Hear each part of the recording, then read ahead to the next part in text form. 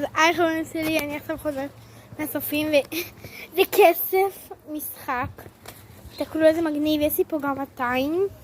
זה מגניב, אבל אני לקחתי מהרצפה. אני פשוט זרקו את זה כאילו $10. בקיצר, אני עושה מתיחה לאחותי עם הכסף הזה. זה כסף, אני עומדת אז גילה אורלי רוצה שאני אקנה לך משהו, אבל תסתכלו איזה כסף לא אמיתי. אוי, רואים פה את 200. אתם מאמינים? עכשיו אני בדרך הביתה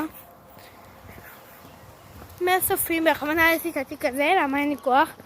זה הדבר הכי נוח בעולם, לעבוד על אחים.